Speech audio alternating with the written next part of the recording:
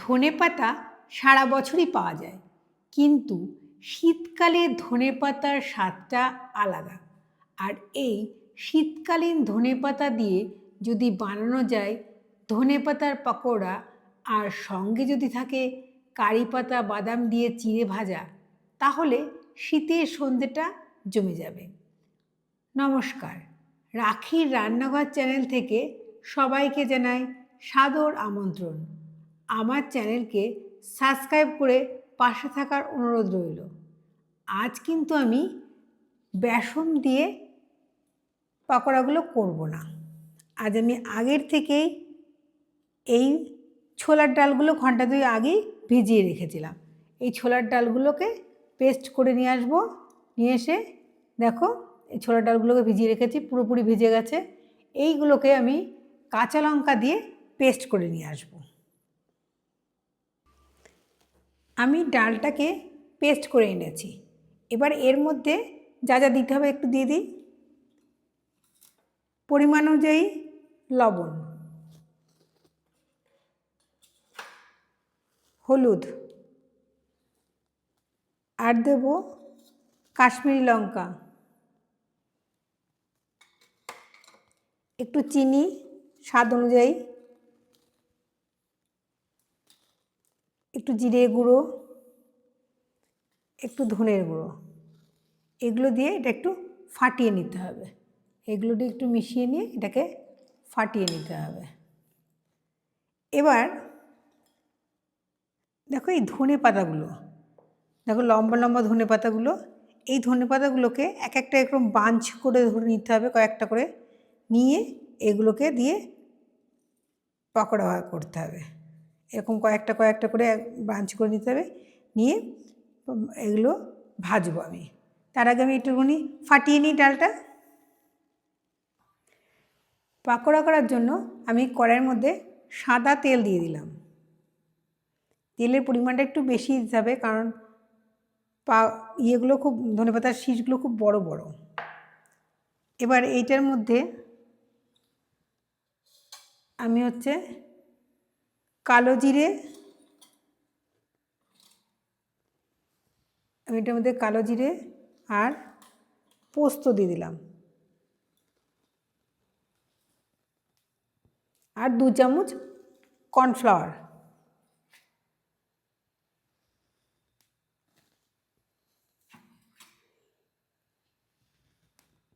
এই মিশ্রণের মধ্যে যদি একটু গরম তেল দিয়ে দেওয়া যায় তাহলে কিন্তু আরও ভালো হবে।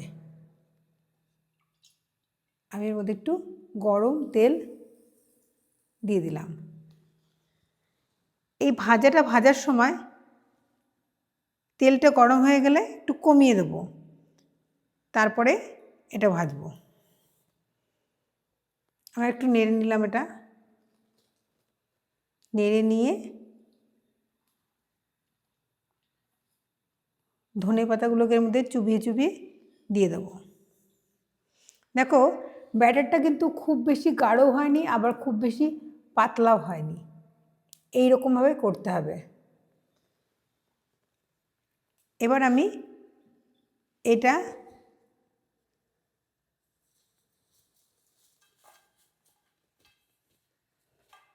কটা ধনে পাতা দেখো এর মধ্যে এভাবে চুবাবো।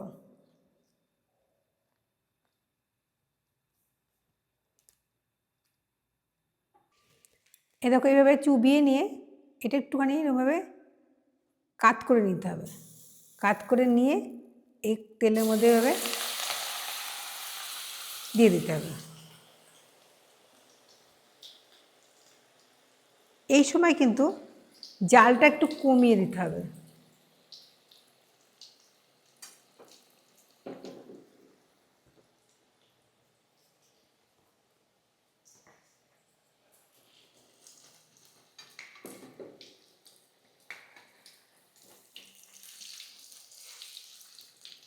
এইভাবে আরও বড় জায়গা হলে মনে হয় বেশি ভালো হতো।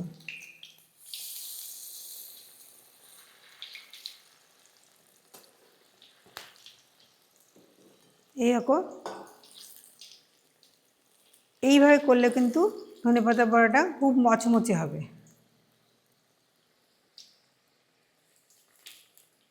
এই পিঠটা হয়ে গেলে আমি আবার উল্টে দেব।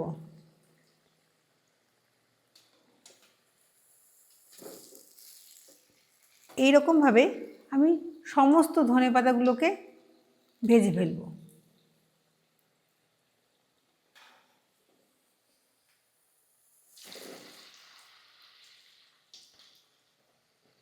বেশি জোর দিলে কিন্তু ধনেপাতার ভেতরটা হবে না, মচমচে হবে না। যদি অল্প অল্প জাল দিয়ে ভাজা যায় তাহলে কিন্তু এটা খুব মচমচে হবে। আর যেহেতু ডাল দিয়ে করা হয়েছে সেহেতু মচমচে তো হবেই। এবার আমি এটাকে নামিয়ে নেব। এটা হয়ে গেছে, এটা নামিয়ে নেব। আমি আর একটা দিয়ে দিলাম এর মধ্যে। এই বোটাগুলোতেও একটুখানি ইয়ে দিয়ে ঢেকে দিলাম।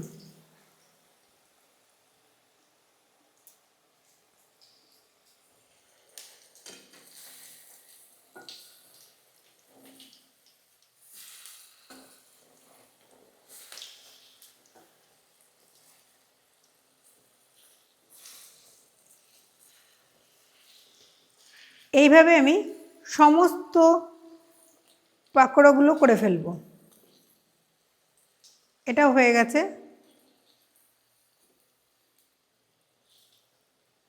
এটা আমি এখন নামিয়ে দিচ্ছি। এই দুটো আমার হয়ে গেছে, এটা আমি তুলে দিচ্ছি।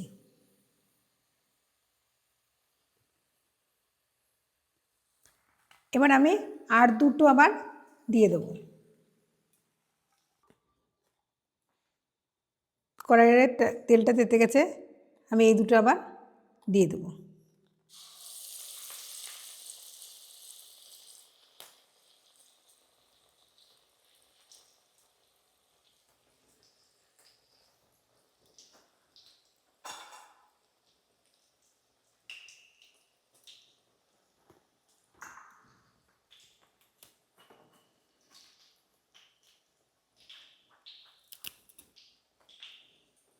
এর পাশ দিয়ে আমি আর একটা দিয়ে দিলাম।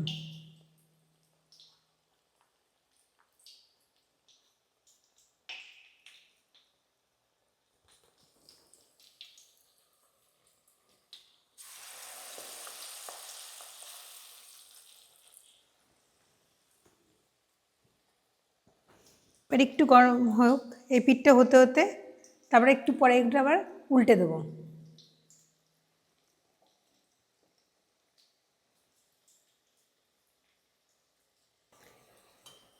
এই দুটো আমার হয়ে গেছে। এবার আমি কারি পাতা দিয়ে চিড়ে ভাজাগুলো ভেজে ফেলবো। চিড়েগুলোকে ভেজে ফেলবো, এই তেলেই ভেজে ফেলবো।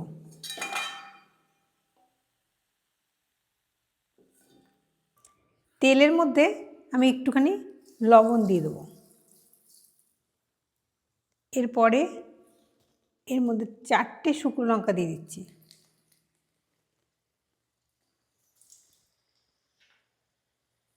চারটে শুকনো লঙ্কা একটু গরম হওয়া পর্যন্ত রাখবো।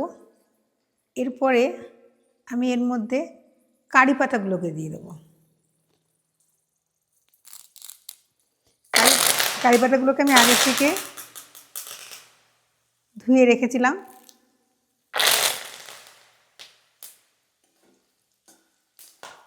এবার কারি পাতাগুলোকে ভেজে নেব। এই সময় গ্যাসের ফ্লেমটা কিন্তু খুব আমি কম করে দিয়েছি।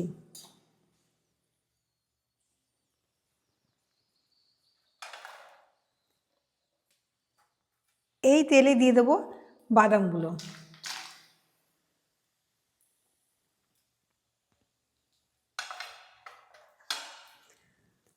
বাদামগুলোকে আমি ভেজে নেব। বাদাম ভাজার সময় কিন্তু জোরে দেবে না, একদম আস্তে আস্তে করে বাদামগুলোকে ভাজতে হবে, নইলে বাদামটা পুড়ে যাবে।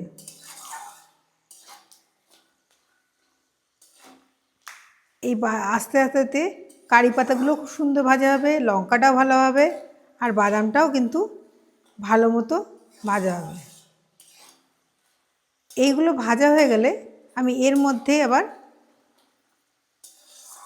চিড়েগুলো দিয়ে দেবো।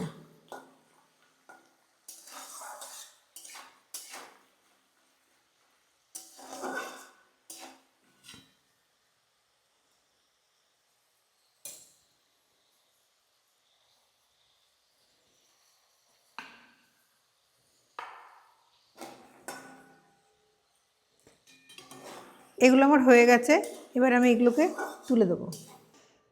এবার তেলের মধ্যে আমি চিড়েগুলোকে দিয়ে দেবো।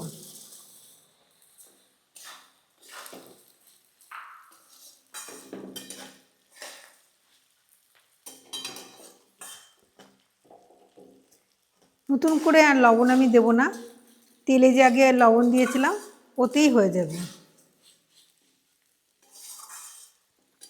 এই সময় জোরটা একটু বাড়িয়ে দিলাম, গ্যাসের ফ্লেমটা একটু বাড়িয়ে দিয়েছি।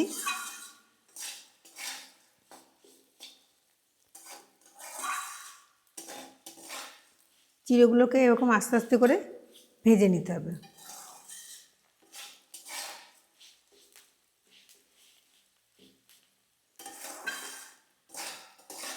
এরকমভাবে চিড়ে ভেজে ঘরেই ভেজে নিয়ে খেলে পরে স্বাস্থ্যের পক্ষে এটা কিন্তু খুব উপকার হবে। দোকান থেকে চিড়ে ভেজে সেটা নরম হয়ে যেতে পারে, কিন্তু ঘরে যখন খুশি এসব ভেজে এগুলো খাওয়া যায়।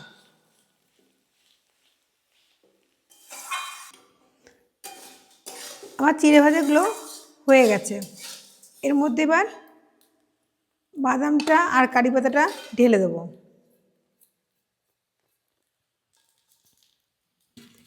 একটু টেস্টফুল করবার জন্য এর মধ্যে আমি দিয়ে দেবো ম্যাগি মশলা।